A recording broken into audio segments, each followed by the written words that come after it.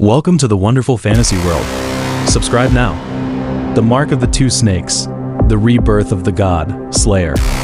Volume 1, The Awakening of the Blood Oath. Chapter 16, The Gear Wanted Notice.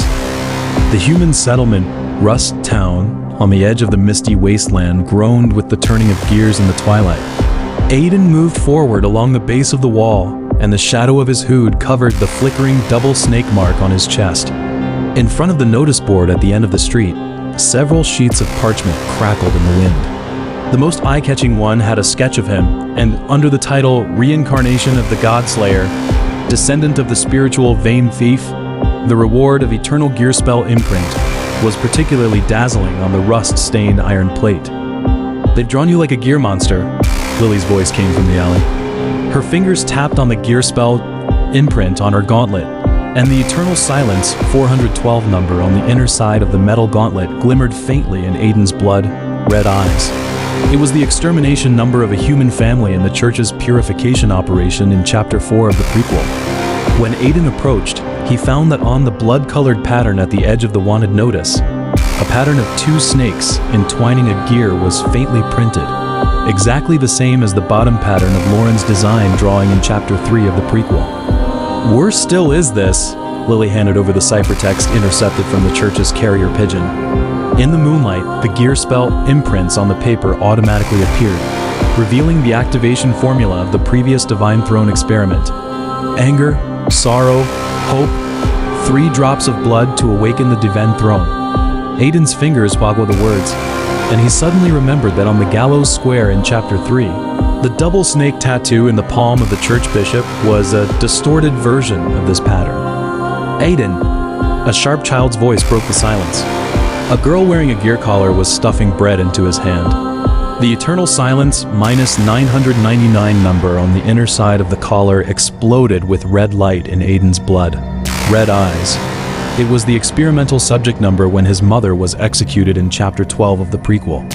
The girl's pupils suddenly contracted as she stared at the jade pendant on his chest. "The gears in your eyes are the same as the god Slayer Grandma talked about."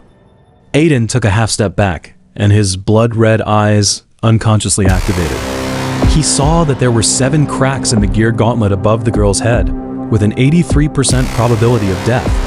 And in the center of the cracks, a pattern of blood-colored spiritual vein backflow during the Eternal Silence disaster in Chapter 7 of the Prequel actually emerged. "Your family ... double quotes." His throat tightened as he remembered the shadow cast by the burning gear patterns on his mother's body before her death on the jade pendant. "The church came to draw spiritual vein blood last month." The girl lowered her head and rubbed the collar. The sound of the gears rubbing against her skin was very similar to the sound of the gallows turning of the church's night order in Chapter 14 of the Prequel. Dad said the number on the inner side of the collar was a blessing from the Eternal Silence era, but it was here that Mom's gear spell imprint started to rust. She looked up, and the red snake spiritual light of Aiden's jade pendant was reflected in her eyes. Grandma said that back then, a snake tribe queen used her own blood to make the gears rust, so that humans could see the color of the spiritual veins. Lily suddenly grabbed Aiden's cuff tightly, and the mechanical prosthesis under the gauntlet gave a slight alarm. "The church has deployed spiritual vein siphon devices in every settlement, numbered from Eternal Silence 1 to Eternal Silence 999, exactly the same as the human experimental numbers in the previous Divine Throne experiment." She brought up the information exchanged from the gear black market, and a holographic projection emerged in the flickering of the gear lamp. "They're collecting the emotional energy of the blood of the two snakes. Anger, sorrow, hope. Exactly the 3 keys to activate the Divine Throne." Aiden's gaze fixed on the corner of the projection, where a scene from Chapter 6 of the Prequel flashed. Loren's mechanical palm pressed on the Eternal Silence core, and the blood-colored spell text on the crystal surface was exactly the same as the contract terms on the back of the wanted notice. He suddenly tore open the wanted notice, and the ciphertext on the back became visible in the moonlight. Exactly the contract between Loren and the first-generation High Priest of the Church in Chapter 10 of the Prequel. "Use alien spiritual veins as bait to forge the human Divine Throne. Those with the blood of the two snakes will surely become the vessel. They need me to be angry. Aiden's fingertips dug into his palm as he felt the red snake's spiritual light collide with the silver snake gears in his blood.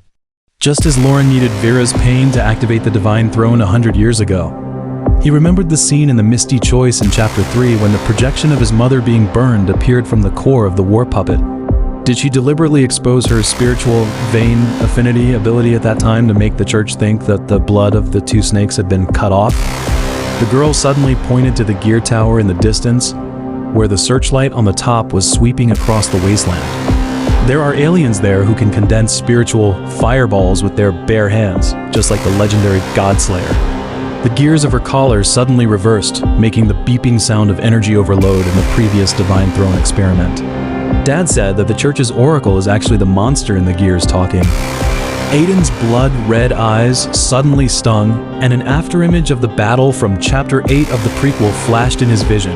Vera's snake-headed sword pierced Loren's mechanical heart, and the gear blood dripped onto the misty wasteland, giving birth to an ancient tree with blood-colored leaves.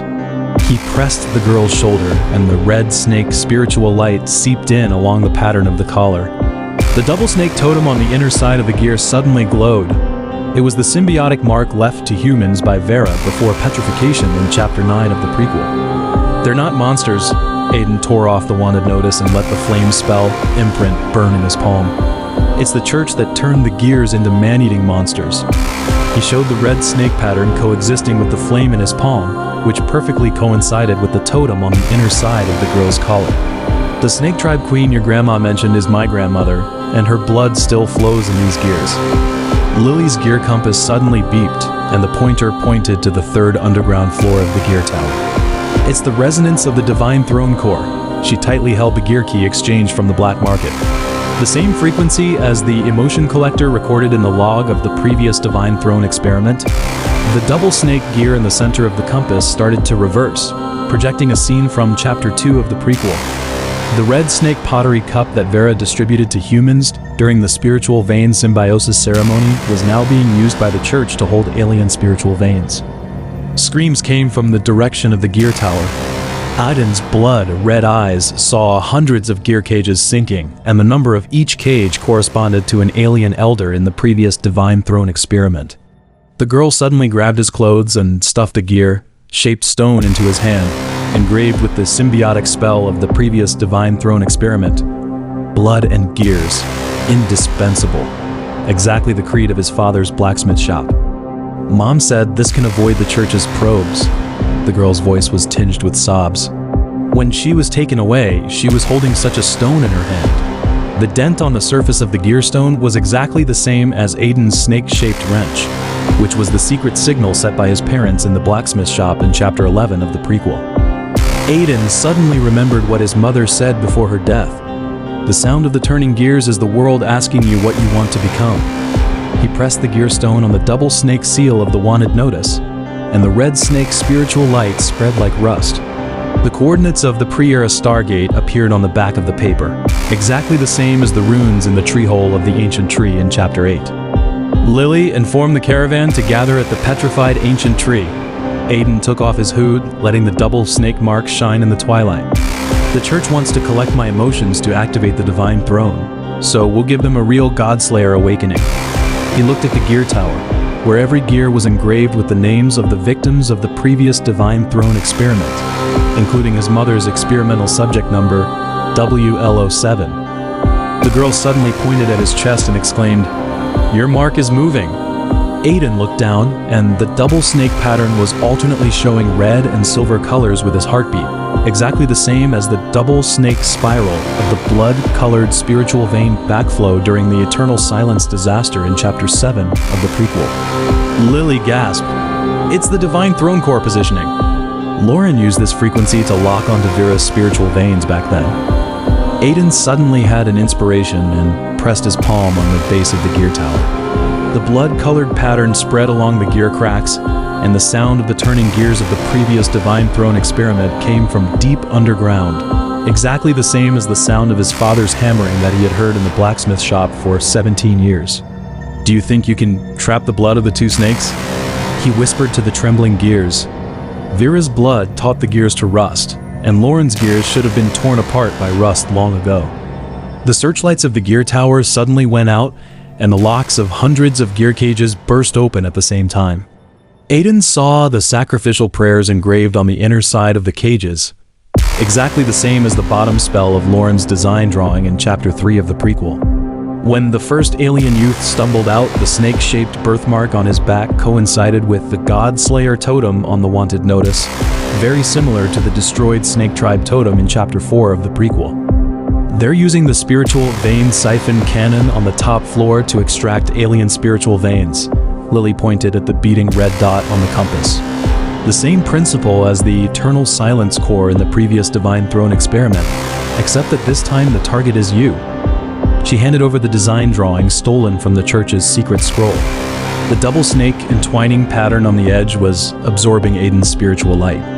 It needs 3 drops of blood to start, corresponding to the 3 emotional keys, and your blood is the best catalyst. Aiden took the design drawing and found his mother's handwriting in alien ancient language on the back.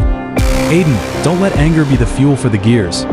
He remembered that in the Misty choice in Chapter 3, the war puppet left by his father said that his mother's death was deliberately shown to the church by Vera. Now he finally understood that it was to prevent his anger from being used by the Divine Throne. The alarm from the church came from the top of the gear tower. Aiden stuffed the girl into the alley, and the red snake's spiritual light condensed into a gear shape in his palm. Go to the Misty Wasteland to find Mara of the Snake-Tail tribe. The blood pattern at the bottom of the pottery cup will lead you to the nest of symbiosis. When he turned around, the spiritual light overflowing from the cracks of the jade pendant swept across the wanted notice, and his portrait suddenly turned into a silhouette of Vera and Loren back to back. Back to back, a scene that was never recorded in the decisive battle in Chapter 8 of the prequel. Remember, the rust on the gears is not a defect. Aiden touched the number on the inner side of the girl's collar, and the red snake's spiritual light transformed it into a symbiotic mark. It's where the light can shine in. When the gear armors of the church knights appeared at the street corner, his blood-red eyes saw that in the gear cracks above the heads of these soldiers, the same blood-colored patterns as those on the girl's collar were seeping out. It was the wailing of the alien spiritual veins plundered in the previous Divine Throne experiment. Lily suddenly dragged him towards the shadow of the gear tower. The Stargate coordinates are at the base of the gear tower. The log of the previous Divine Throne experiment said that the Divine Throne core needs the 3 emotions of the blood of the 2 snakes to start. And when you just saved the alien youth, her voice was drowned out by the rumbling of the turning gears. The stone door at the bottom of the tower slowly opened, revealing the relief of the pre-era Stargate, exactly the same as the pattern of the Divine Throne core in the Elegy of the Godslayer in Chapter 8 of the prequel. Aiden stared at the pattern of 2 snakes entwining a gear on the relief, and finally understood why the church feared the aliens. They were afraid that everyone would discover that the gear spell, imprints that humans relied on, were essentially lies woven with alien spiritual veins. When the first spiritual vein cannon shell bombarded towards his head, he suddenly smiled, allowing the angry spiritual light to stain the Red Cross armor, but in his blood-red eyes, he locked onto the 005 number of the gear at the muzzle. It was the failed product of the first attempt to fuse the blood of the 2 snakes in the previous Divine Throne experiment. Come and take my blood. Aiden tightly held the snake-shaped wrench, watching the wanted notice curl up in the fire. The double snake mark was particularly eye-catching in the smoke. But remember, what you're igniting is not the fire of the Divine Throne, but the dawn that makes all the gears rust. As he rushed towards the gear tower, the gear stone that the girl stuffed into his palm suddenly became hot, and the spell text on it fit perfectly with the cracks of the jade pendant, as if the remnant soul of Vera was saying, "This time, let you decide the direction of the turning of the gears." In the shadow of the gear tower, Aiden's figure overlapped with the portrait on the wanted notice, but split into red and silver colors under the searchlights of the church knights. He knew that at this moment, his blood-red eyes could not only see death, but also illuminate the truth in the church's secret scrolls. The so-called reincarnation of the Godslayer was just the 7th awakening vessel in the cycle of the Divine Throne, and the skeletons of the previous 6 vessels were lying in the underground chamber of the gear tower. The double snake marks on their breastbones echoed the pain in his chest. When the first gear war puppet fell from the top of the tower, Aiden finally understood that the double snake jade pendant left by his father was not a cursed shackle, but a symbiotic seed buried by Vera and Loren in blood and fire. At this moment, this seed was germinating in his palm, using anger as the soil and sorrow as the rain and dew. Eventually, it would grow into a blood-colored ancient tree that pierced the gear dome, allowing all the truths crushed by the church to bloom again in the morning dew of the misty wasteland. This episode ends here. The next episode will be more exciting. Subscribe now.